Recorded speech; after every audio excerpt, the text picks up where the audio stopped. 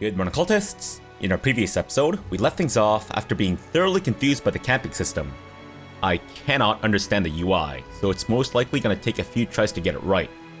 Thankfully, I think we can forego camping this time because we need to head back to the trading post to restock anyways, so we might as well rest there. And I think there's a way out up north. So if we can make it out of here without getting hit by lightning, that would be fantastic.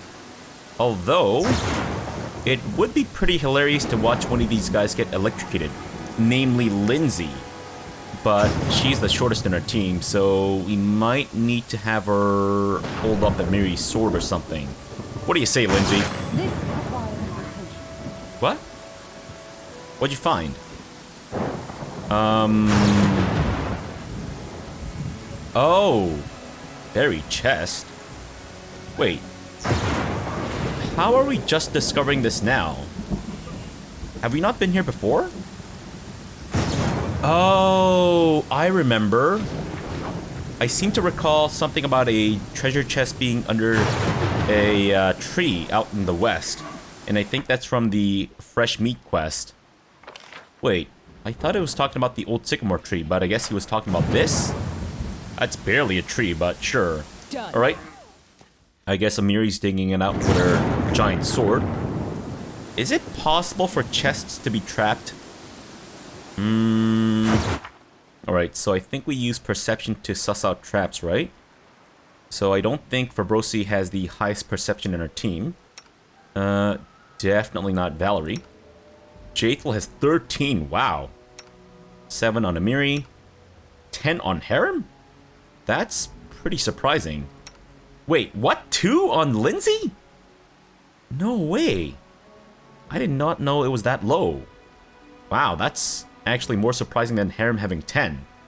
Alright, well, I'm assuming that we can maybe use Jaethel to suss out traps then. How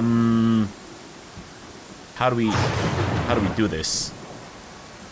Can I inspect it? Can I right-click on it? I guess not. Okay. Finger of Death. And Jaethel is immune to it. Wow. The spell instantly delivers 10 points of damage per caster level. If the target's fortitude saving throw succeeds, it instead takes 3d6 points of damage, plus 1 point per caster level. I guess we got lucky there. Holy. I think in the future we might want to use Jaethel to open up all chests. And it's locked. Alright, well, I'm assuming it's up to Lindsay now. Applause, please. Fantastic. What is this? A helmet that looks more like a dick sheath, as well as a scroll of slay living and a scroll of false life greater. The spell functions as a false life, except you gain temporary hit points equal to 2d10 plus 1 point per caster level. I thought scroll of false life was to basically become me, as in have no life whatsoever, but pretend that you do. Lesser phylactery of negative channeling. What the hell is that? I thought you said it was a helmet. Oh. If the wearer of this headband has the ability channel negative energy, it increases the amount of damage this ability does to living creatures or heals to undead creatures by 1d6. Oh. So I guess that would be good for Harem then. Wait. Yes. You have channel positive energy and channel positive energy to damage undead. Wait, so this one is channel negative energy. Oh, I see. So I guess we don't have that then. Huh. It is worth 1,000 buckaronis, so maybe we should just sell it. Oh, look at that. The rain stopped. Fantastic. Alright, let's get out of here. Good grief. We might need to heal up Valerie along the way, though. I'm just gonna quickly check through the weapons here, because I noticed that masterwork items are not necessarily denoted as such until you hover your cursor over them. So just in case we missed out on some masterwork weapons, I'm gonna quickly check on stuff. And by quickly, I'm of course referring to not quickly. Okay, so we could have missed that composite bow, which is worth 100 buckaroonies. Not 1,000 buckaroonies, unfortunately. Sickle. Lots of daggers and whatnot, and none of them masterworks. Gotcha. So far, no luck. Although the composite bow is pretty nice, I guess. Alright, spear, dagger, dagger, dagger, club, light crossbow. Oh, that works. Nice. Kind of bothered me there. Lots of daggers and shields that I don't need. Unidentified leather armor. Oh, leather armor +1. Nice! Wait, who wears leather armor in our team? Anything is possible. Is it Lindsay? It is Lindsay. Then maybe I'll give Lindsay the leather armor. Nice. Alright, girl. Good job. Folks, let's skedaddle. And I think we're gonna try to go back to, Oleg's trade post right off the bat. I mean, if we can come across some stuff along the way, then I suppose I wouldn't mind. Have I been to the Pine Patch? When did I discover the Pine Patch? Alright, well, I guess we can actually drop by there just in case. Because it does, well, I don't know if it's really along the way, but it seems like we've been there, question mark? And what is this? Excavation site. Oh, right. That's where we found, what's his face? Tartuccio trying to, dig shit up. And we've spotted some enemies. Sure, let's tussle. Although, Valerie might need a little bit of healing. Nice, don't you think?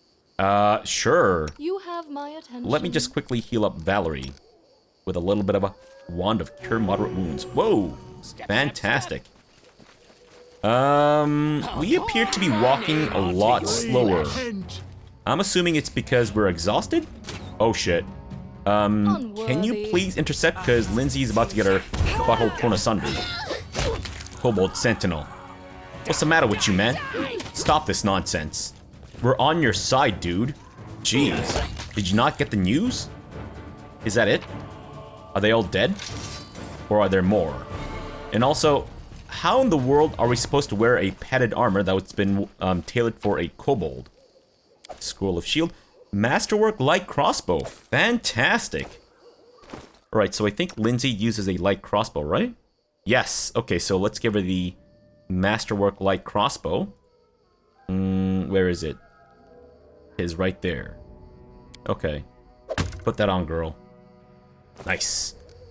Alright, so I'm assuming there aren't any more kobolds to kill, so let's just get out of here.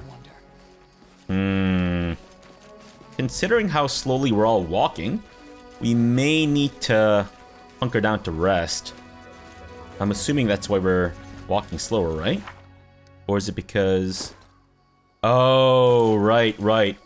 Once we get exhausted, our stats go down. The fuck? Why am I getting you the same? 5 of the same, apparently.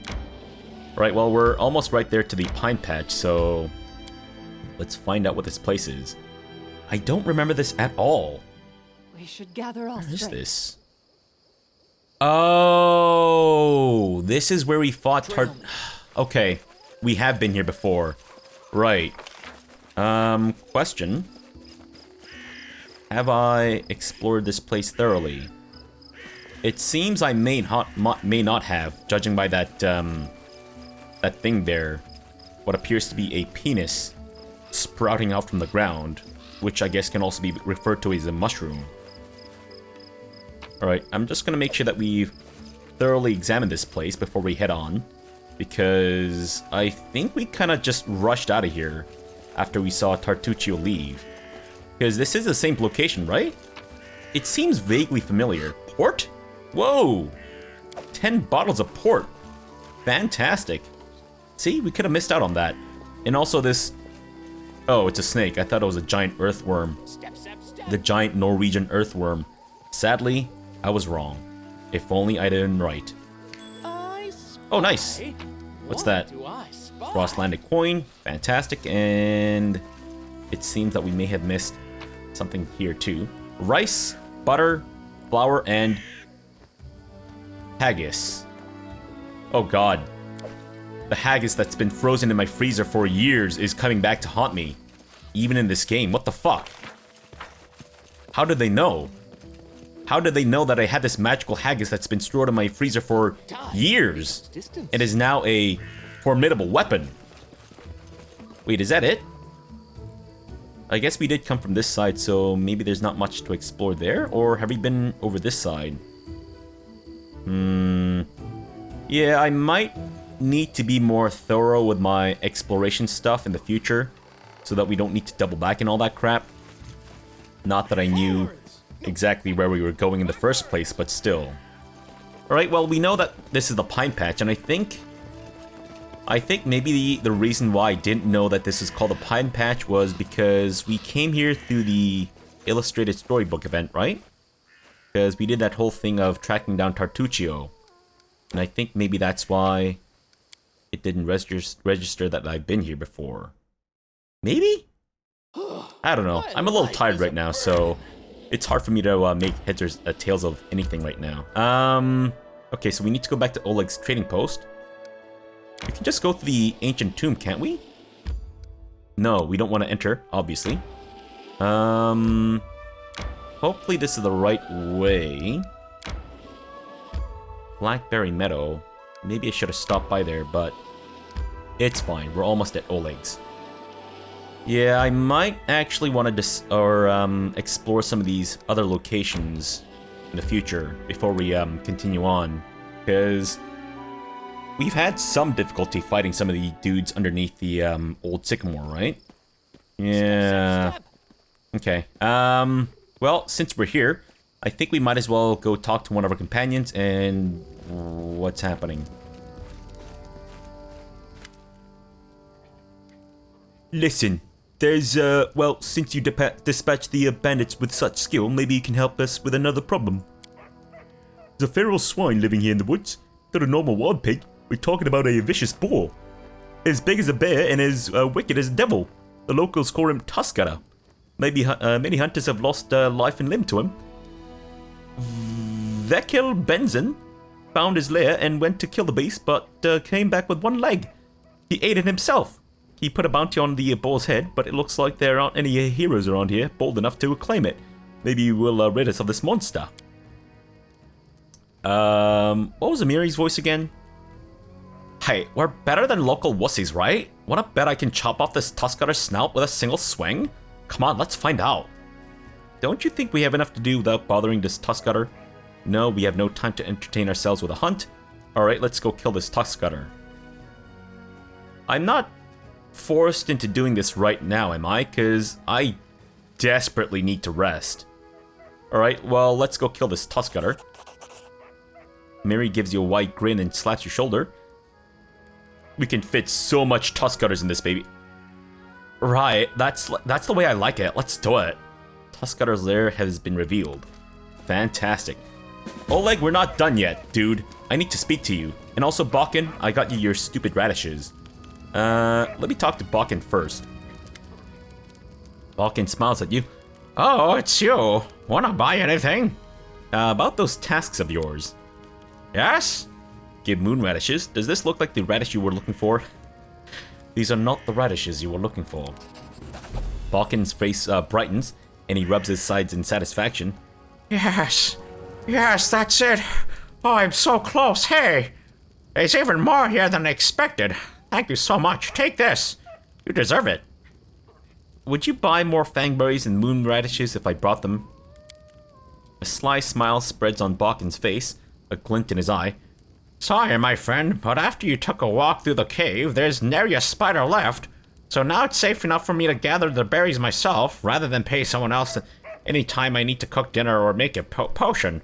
And that bucket of moon radishes will be plenty for me, for me to help Oleg for a long time to come, I mean. Well, why do you need the moon radishes? Bakken blushes heavily and coughs into his fist. That's for Oleg. He sprained his back last summer, you see. Tried to move a heavy chest all by himself. You can't even imagine the healing powers of these radishes.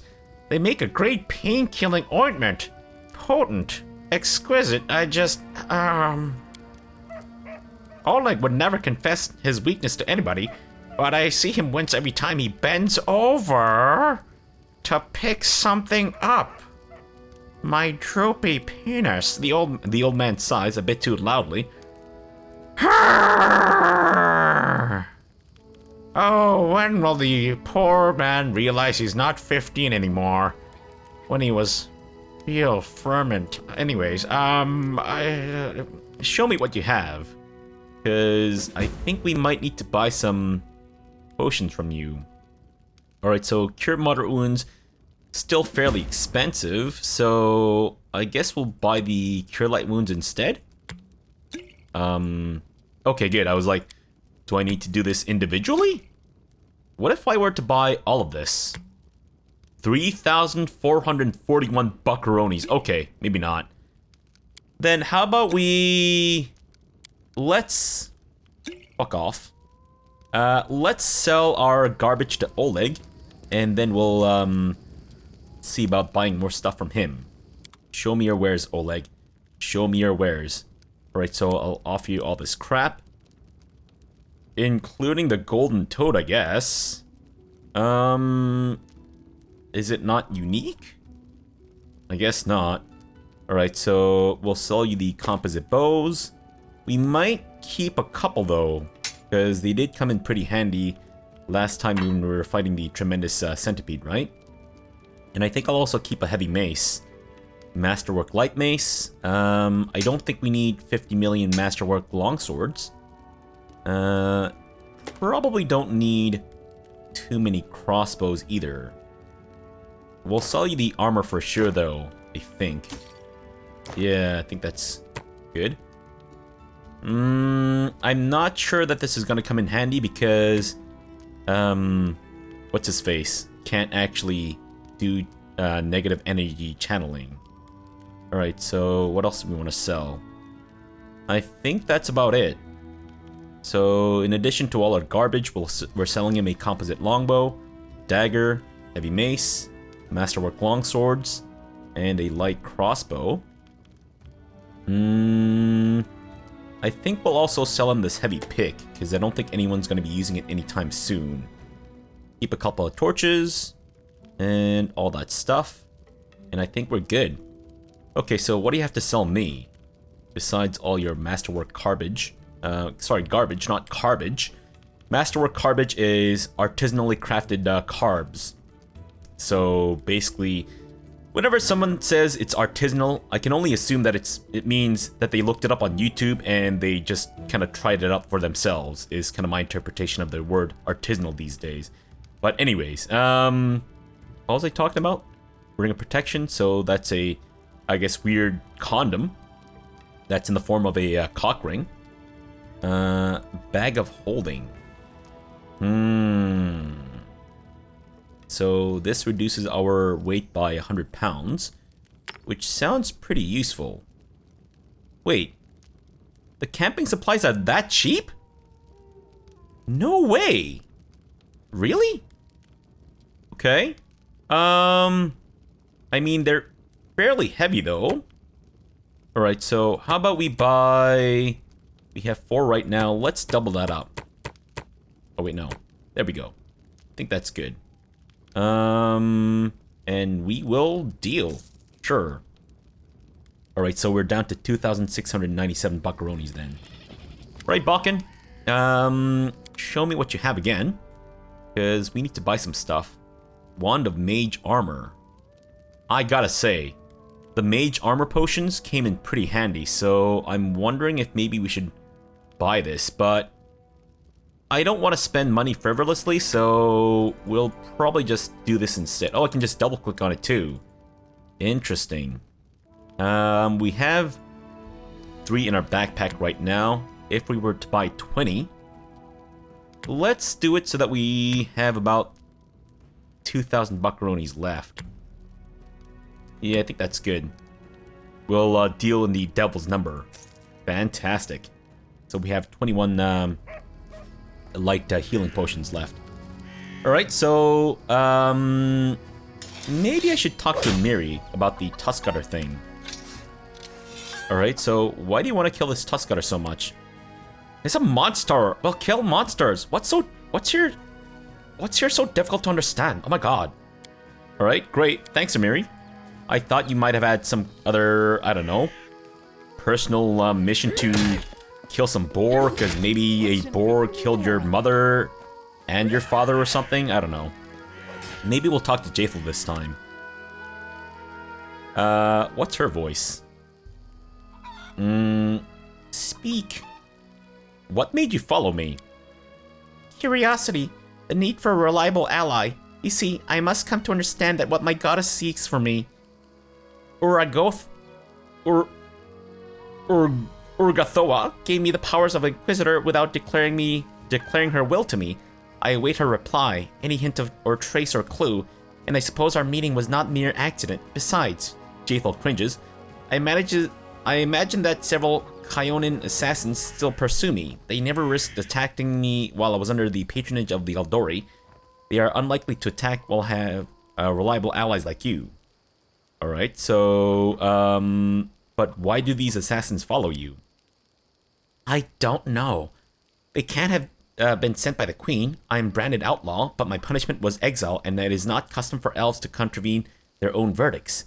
My attackers shouted something about threatened blood. I suppose they are a splinter group of feeble-minded zealots, or someone on a quest for personal revenge. Okay, so... Oh, I thought I could ask about the other questions. Alright, so I would like to hear your story. Stories, Jaethal shrugs. Stories are boring and a waste of time. I've killed. I was exiled from Kyonin. I died. I was raised by Urgathoa's gift. That's my story. Alright, so who are you before your exile? It is rather amusing. I belonged to a wealthy family and held high position in the courts of Iadara, the capital of Kyonin. When my little wrongdoings were revealed, the trial was held in the very same court where I tried cases and delivered sentences over several hundred years. An awkward situation, don't you think? Who did you kill and why? Family. 4. Jaethal's voice is calm and ordinary, as if she's talking about something trivial. But why is the more interesting question. What is worth a thousand years? Sorry, what is the worth of 1,000 years if you cannot enjoy it in your first 10 dozen springs? The elf's voice sounds unusually vehement. Everyone considers elves ever young, but our youthfulness is but a mask, a threadbare ritual gown. What lines are underneath? The dust of years and jaded repetition. With each year, the dust grows thicker, and erstwhile joys cease to excite and cloy as a dish you've tasted 1,000 times. Long did I search for a way to avert this fate. Don't I, who has truly tasted life, deserve a better lot than those benumbed old elves who close themselves to the world?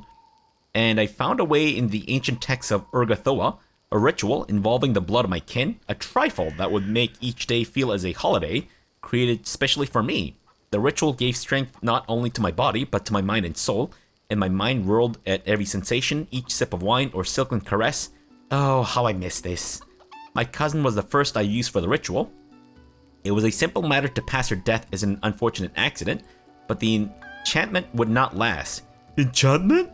I had to find another, and again conceal my trail. With the third death, my family grew suspicious, and upon the fourth, my deeds were finally revealed. Such a pity. If not for this, my unlife even now would overflow with burning pleasure, for I have dozens of useless relatives. Oh, so I guess if she continued with the ritual, she would have become actually mortal without being undead? Okay. Finally, we get a lawful even option.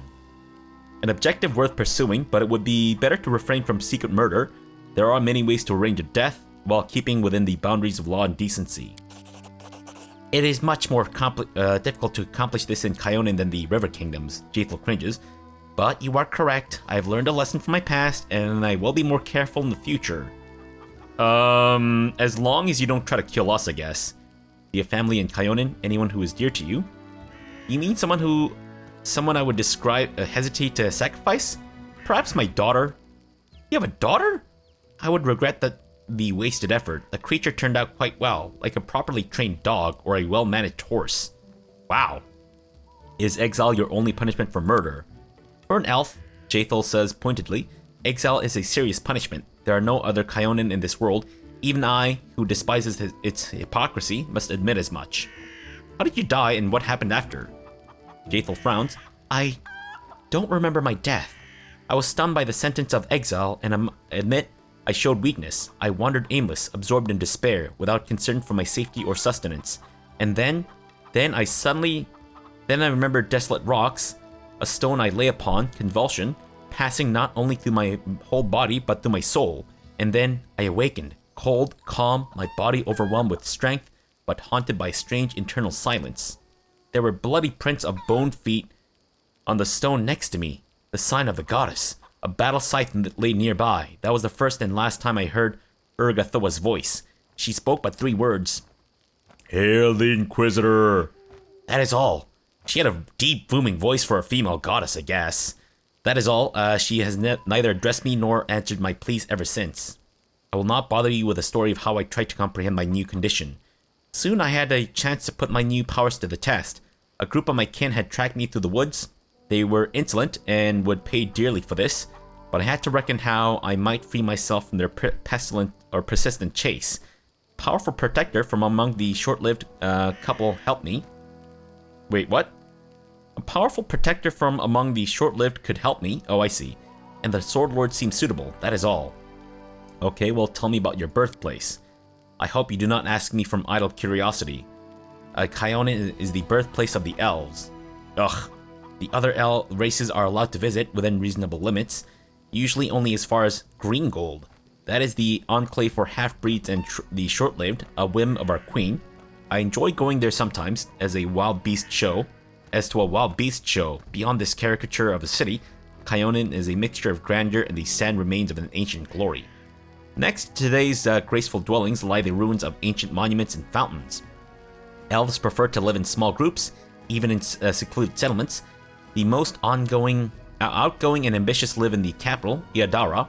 Daily life is filled with the efforts of 100-year-old infants seeking worthy goals, and 1,000-year-old stony cynics entertaining themselves however so they can, that is all. It's sacredly worth mentioning that even this gloom is far more tempting than anything one finds in the lands of the short-lived. Wow, okay. Great, thanks.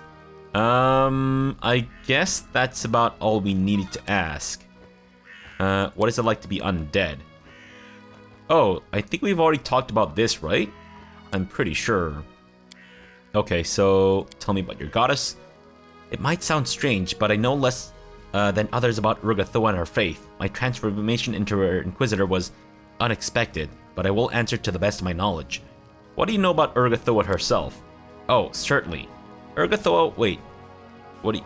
Okay. Weird answer, but sure. Oh, certainly. Urgathoa was once a mortal woman, basking in life and all the pleasures it had to offer. Her passion was so strong that Urgathoa rebelled against Pharasma, against death itself and its laws. After her own death, she escaped the power of the Lady of Graves and returned to the world as a goddess, and the first undead.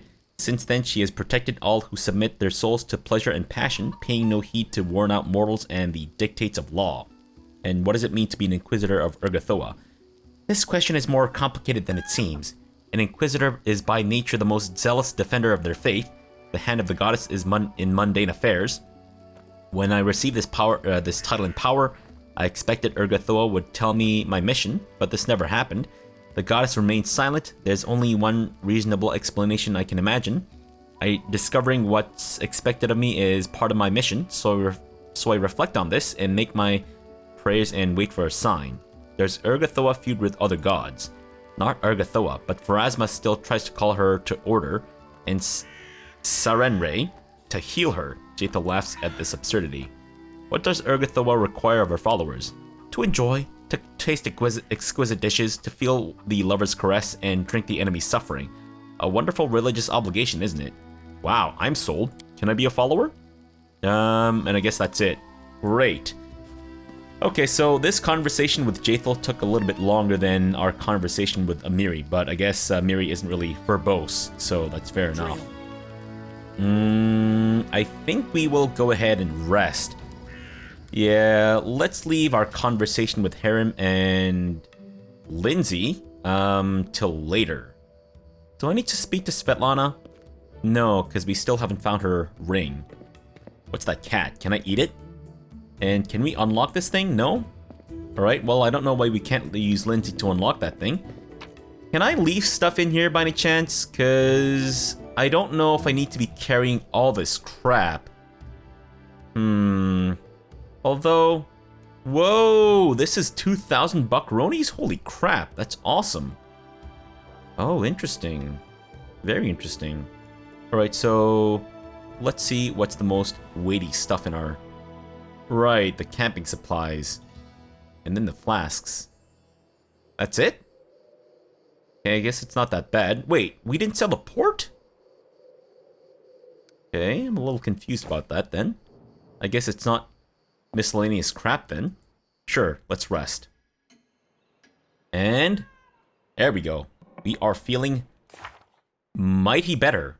Except for Miri, who is still suffering from dexterity damage. Well, thankfully, we do have some scrolls to get rid of the contamination there, so we should be able to get that sorted out.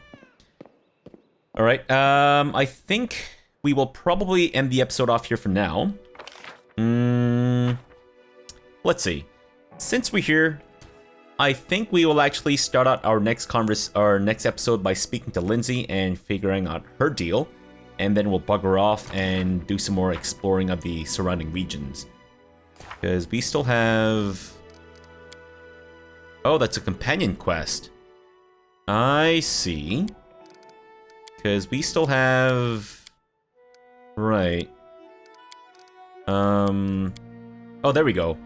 We still have 84 days and 6 hours, so... maybe we have enough time.